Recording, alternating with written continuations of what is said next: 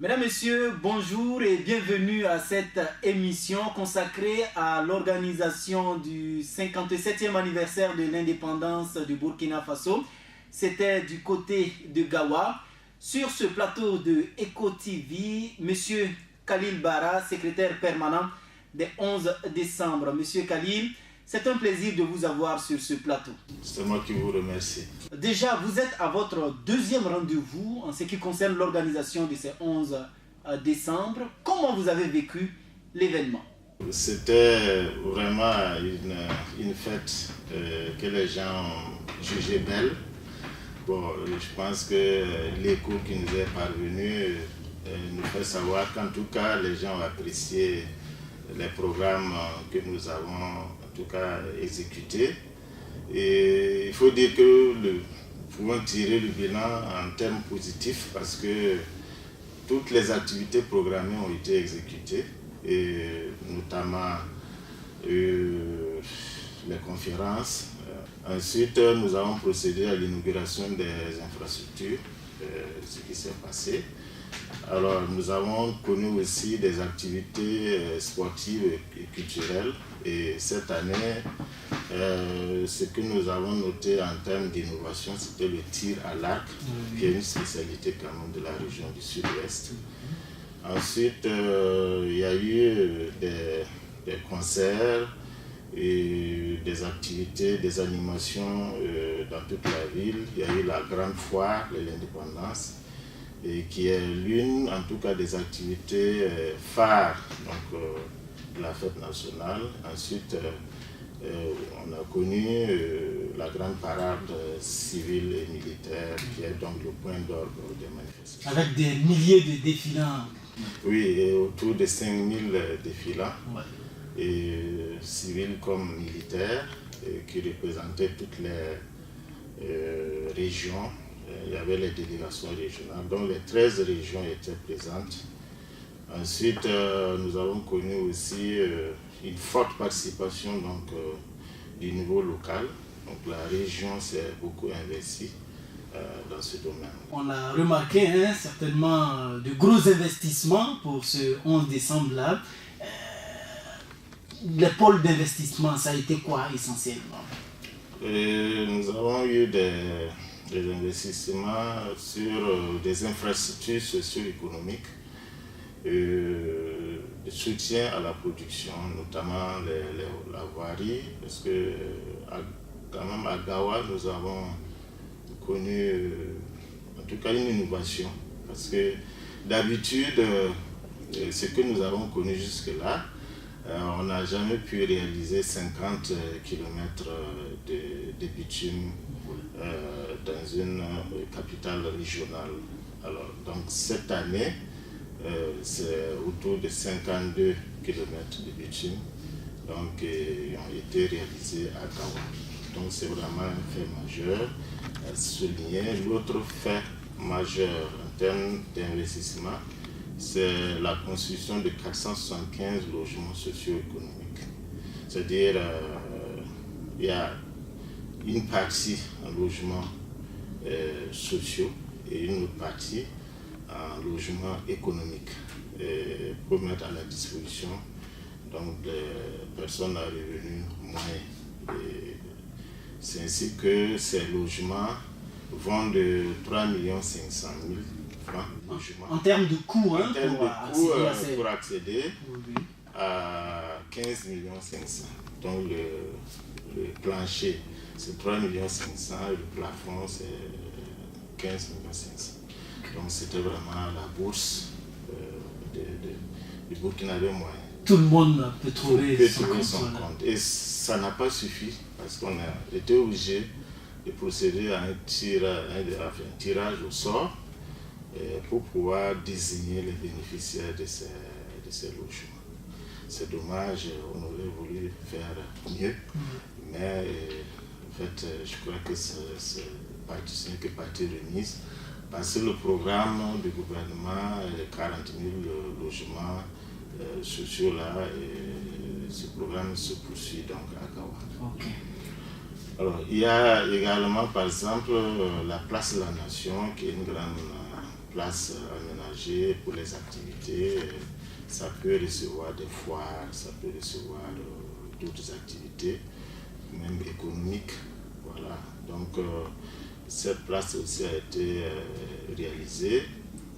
Nous avons la salle polyvalente de 500 places, qui est une salle, une infrastructure structurante qui va être mise à la disposition d'une des collectivités territoriales, c'est-à-dire soit au conseil municipal ou au conseil régional pour gestion.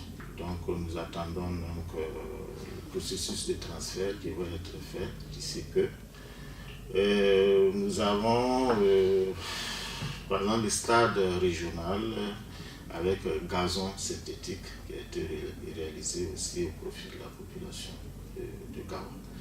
Et j'en passe. En tout cas, beaucoup d'investissements, mais tout ça, ça a un coût, hein? Ça a coûté quelque chose à l'État. Oui, ça a coûté autour de 26 milliards de francs CFA, sans compter le soutien aussi d'autres partenaires tels que la LONAB, la Caisse nationale de sécurité sociale, qui ont pu également réaliser un certain nombre d'infrastructures, notamment l'auberge du 11 décembre, et la maison de la Bélé, et la LONAB par exemple a pu réaliser disons 2 centres médicaux de CSPS, un à Divougou et l'autre à Batié, d'une valeur d'environ 500 millions de francs CFA. Donc vraiment, l'un dans l'autre, on pourrait évaluer à une trentaine de milliards. Tout ce qui a été mis dans ce 11 décembre. Beaucoup d'argent, hein, mais finalement, est-ce que l'État, est-ce que votre secrétariat permanent pense à la rentabilisation de tous ces investissements-là? Oui, comment on fait ça? Nous avons déjà réalisé, disons, nous sommes en train de réaliser une étude sur les impacts socio-économiques de tous ces investissements au profit des populations. Nous sommes à une étape assez mûre quand même du projet. Et je crois que c'est à l'issue de cette étude-là que nous saurons réellement quel est l'impact socio-économique donc, de ces réalisations sur les populations. En dehors de Gawa, on sait que le 11 décembre a fait le tour de pas mal de villes. Hein. Est-ce que vous avez un regard sur ces investissements-là dans les villes passées et dans les villes qui ont accueilli la fête et l'impact de ces investissements-là? Oui. Nous avons tenu un atelier à Tinkologo avec tous les acteurs, les gouverneurs, les présidents des conseils régionaux, les maires, et les services techniques, notamment le ministère des Infrastructures, le ministère de l'Habitat, tous ceux qui sont intéressés par la question, pour poser le problème. Parce qu'il nous est revenu qu'il y a quand même, les gens ont pu noter que de temps en temps, il y a certaines infrastructures qui sont abandonnées à leur propre sort après le passage du 11 décembre. Et cela n'est pas tolérable. Donc je crois que c'est des fonds, des ressources de l'État qui sont investis. Il faut qu'il y ait quand même de la rentabilité. Sinon, ça ne sert pas de construire des infrastructures si elles ne sont pas rentables, si elles ne peuvent pas apporter quelque chose à la population. Donc nous avons tenu cet atelier-là et des recommandations ont été faites. C'est ainsi que nous avons dit qu'il n'est plus question qu'il y ait une infrastructure construite sans propriétaire. Je m'explique. C'est-à-dire, dès qu'on finit le 11 décembre, on sait déjà à qui ou à quelle structure, à quelle collectivité est affectée la gestion de l'infrastructure. C'est très important parce que, bon, sinon si vous construisez, vous partez, vous laissez, après les gens se posent la question, mais c'est qui doit faire quoi? Qui doit gérer? Qui doit rendre compte? Voilà. Donc, c'est ainsi que ces dernières années, notamment pour Kaya et pour Gawa, il y a donc ce que nous appelons transfert donc, de ces infrastructures-là aux collectivités territoriales, ou en tout cas une structure qui soit en mesure de prendre en charge les frais liés donc au fonctionnement de cette structure. Voilà. Donc je crois qu'il n'y aura plus de bâtiments laissés à leur sort comme ça après le 11 décembre. Non, pas du tout. Ok. La prochaine édition, c'est bien manga, hein? Mais est-ce qu'on a vu au passage du flambeau, il y a eu un petit souci? Qu'est-ce qui s'est passé? Ceux de Pau ont bloqué le flambeau, c'est ce qu'on a entendu. Bon. Nous avons remis le flambeau à Gawa et resté à la région de Géré. Bon, mais je crois que c'est peut-être quelques malentendus. Sinon, en fait, les infrastructures du 11 décembre sont destinées en priorité, je dis bien en priorité, à la capitale régionale pour lui permettre, par exemple, de se faire belle pour accueillir la fête et profiter, en tout cas, créer une forme de noyau urbain à même de booster l'économie donc, de toute la région et d'attirer les autres provinces dans ce processus de développement-là. Bon, mais les gens pensent que on prend disons le budget global donc, de la fête et puis on se répartit, on répartit entre les provinces et puis voilà, non, je crois que c'est pas comme ça. Par contre, en dehors donc du budget destiné à l'organisation de la fête est destiné en priorité au chef-lieu de la région, il est prévu des investissements dans les autres provinces pour aussi quand même leur permettre de participer à la fête. Parce que si on fête par exemple à Manga et puis les autres ne se sentent pas, comme Bissiri ou Pau ne se sentent pas concernés, bon, il n'y aura pas beaucoup d'engouement. Pas d'engouement. C'est ainsi donc quand même qu'on essaie d'organiser d'autres formes, en tout cas d'appui, de soutien à ces provinces-là, pour leur permettre d'entrer dans la fête. Donc, mais finalement, le problème de Manga s'est résolu. Est-ce que le flambeau a pu passer? Oui, je crois que le flambeau, je crois qu'ils ont traversé Combisiri et peut-être qu'ils ont voulu faire un tour à Pau. Et puis bon, voilà, il y a eu les petits problèmes. Donc, ils sont naturellement revenus à Manga. Et puis bon, je crois qu'on va essayer d'expliquer davantage. Et puis leur dire exactement ce à quoi ils ont droit.